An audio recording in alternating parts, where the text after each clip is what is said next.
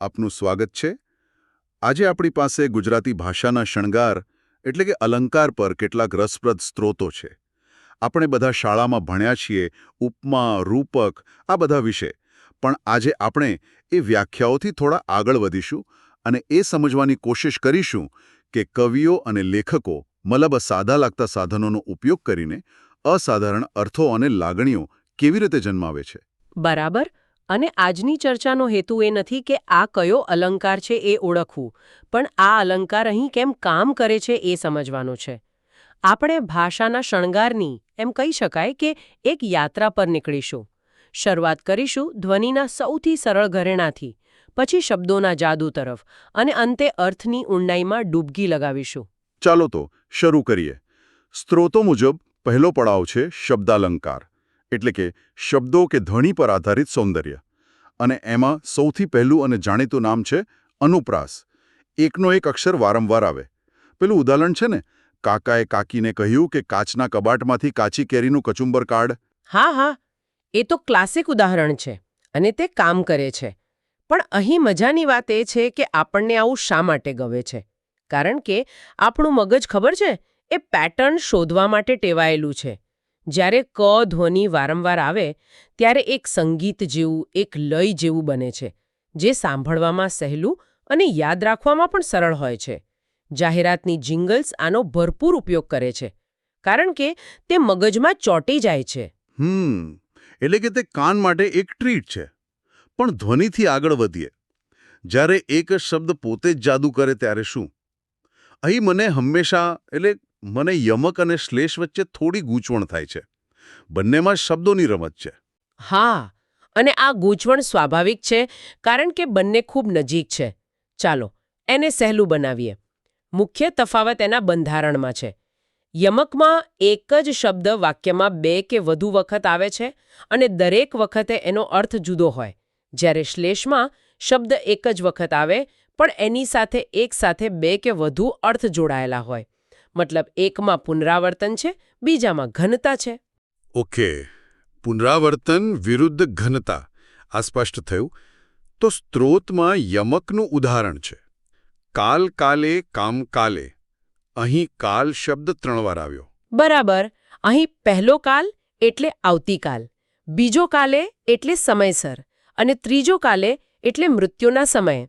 આખું વાક્ય એમ કહે છે કે આવતીકાલનું કામ સમયસર કર, નહીં તો મૃત્યુ આવી જશે. યમક, ખબર છે, એક પ્રકારનો શાબ્દિક કોયડો છે. એ વાચકને થોભીને વિચારવા મજબૂર કરે છે. હા, કે અહીં લેખક શું કહેવા માંગે છે. બરાબર. અને કોયડો ઉકેલવાનો જે આનંદ છે ને, એ જ યમકની ખરી મજા છે. પણ એક મિનિટ, શું આવા પ્રયોગો ક્યારેક વાક્યને વધુ પડતું ગૂંચવણભર્યું નથી બનાવતા? મતલબ, સામાન્ય વાચક માટે આ સમજવું મુશ્કેલ ન બને? સારો પ્રશ્ન છે. અને હા, બની શકે. જો એનો કુશળતાપૂર્વક ઉપયોગ ન થાય તો ચોક્કસપણે ગૂંચવણભર્યું બની શકે છે. સારા કવિઓ એનો ઉપયોગ ત્યારે જ કરે છે જ્યારે એમને વાચકને સક્રિય રીતે જોડવા હોય. હવે શ્લેષની વાત કરીએ. સ્ત્રોતનું ઉદાહરણ છે હરિ બધાને હરી ગયો. અહીં હરિ શબ્દ એક જ વાર આવ્યો છે. અને એના બે અર્થ છે, ભગવાન અને લઈ ગયો અથવા દુઃખ દૂર કરી ગયો. તો આ વાક્યનો અર્થ એમ પણ થાય કે ભગવાન બધાને લઈ ગયા મૃત્યુના સંદર્ભમાં, અથવા ભગવાન બધાના દુઃખ હરી ગયા આશીર્વાદના સંદર્ભમાં. આ તો સંદર્ભ પર આધાર રાખે છે, ખરું ને? બિલકુલ. અને શ્લેષની સુંદરતા જે છે તે એક જ શબ્દમાં બે વિરોધાભાસી અથવા અલગ અલગ લાગણીઓ એક સાથે રજૂ કરી શકે છે. કવિ જાણે વાચકને પસંદગી આપે છે કે તે કયો અર્થ લેવા માંગે છે. તે ભાષામાં અદ્ભુત ઊંડાણ લાવે છે. એમ કહી શકાય કે યમક બુદ્ધિને પડકારે છે, જ્યારે શ્લેષ સંવેદનાને. વાહ, સરસ!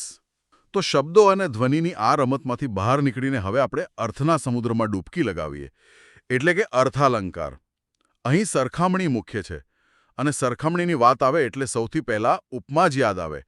ચહેરો ચાંદ જેવો છે, અહીં જેવો શબ્દ કડીનું કામ કરે છે. હા, ઉપમા એ પાયાનો અલંકાર છે. એનો મુખ્ય હેતુ શું? કોઈ અજાણી કે અમૂર્ત વસ્તુને કોઈ જાણીતી વસ્તુ સાથે સરખાવીને સ્પષ્ટ કરવી.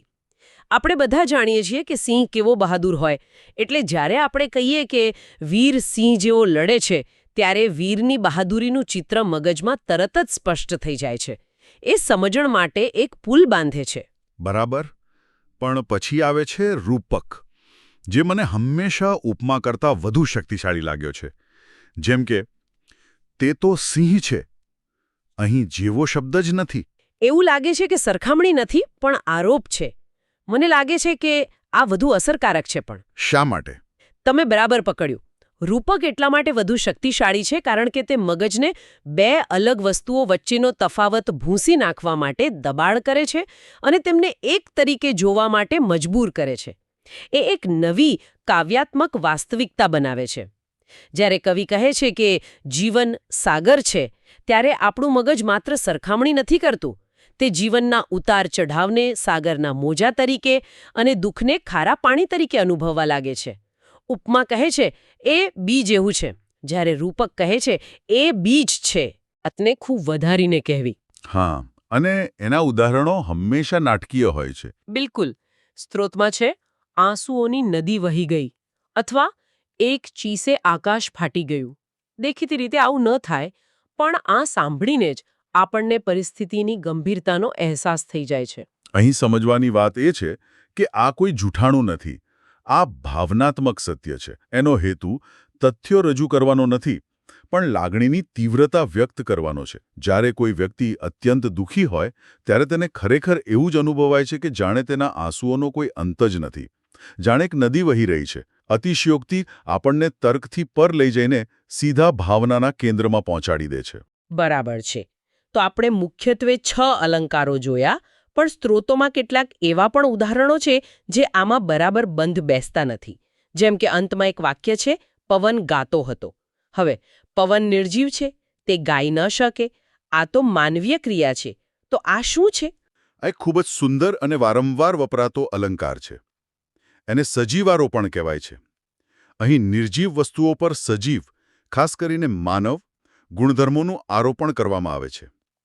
પવન ગાતો હતો, ફૂલો હસતા હતા, વાદળો હરતા હતા. આનાથી શું થાય? પ્રકૃતિ અને આપણી વચ્ચે એક ભાવનાત્મક સેતુ રચાય છે. આપણે પવનના અવાજને માત્ર અવાજ તરીકે નથી સાંભળતા, પણ એક ગીત તરીકે અનુભવીએ છીએ. વાહ! અને હજી એક પ્રકારની સરખામણી મેં સાંભળી છે જે ઉપમાથી થોડી અલગ છે. ક્યારેક કોઈની પ્રશંસા કરવા માટે આપણે એમ નથી કહેતા કે તમારો ચહેરો ચાંદ જેવો છે, પણ એમ કહીએ છીએ કે તમારો ચહેરો તો ચાંદ કરતાં પણ વધુ સુંદર છે. સરસ મુદ્દો. આને વ્યતિરેક અલંકાર કહેવાય છે.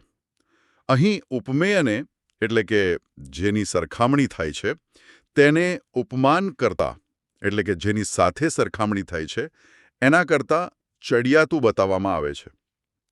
ચહેરો ચાંદ જેવો છે એ ઉપમા છે, સારી પ્રશંસા છે. પણ ચહેરો ચાંદ કરતાં પણ વધુ તેજસ્વી છે એ વ્યતિરેક છે, એ સર્વોચ્ચ પ્રશંસા છે.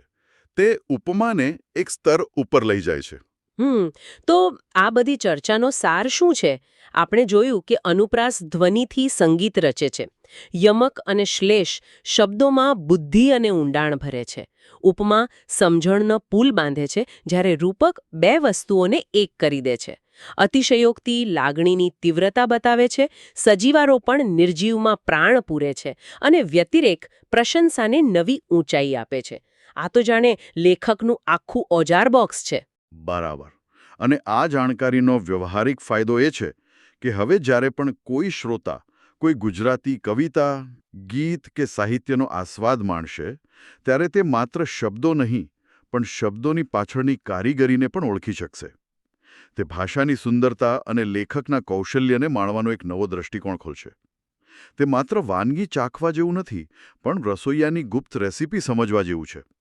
અને આ અલંકારો માત્ર સાહિત્યમાં નથી, આપણી રોજિંદી વાતચીતમાં, રાજકીય ભાષણોમાં, જાહેરાતોમાં બધે જ છુપાયેલા હોય છે. સાચી વાત. અંતે એક વિચાર આવે છે. આપણે ચર્ચા કરી કે લેખકો અને કવિઓ આ અલંકારોનો ઉપયોગ કેવી રીતે કરે છે.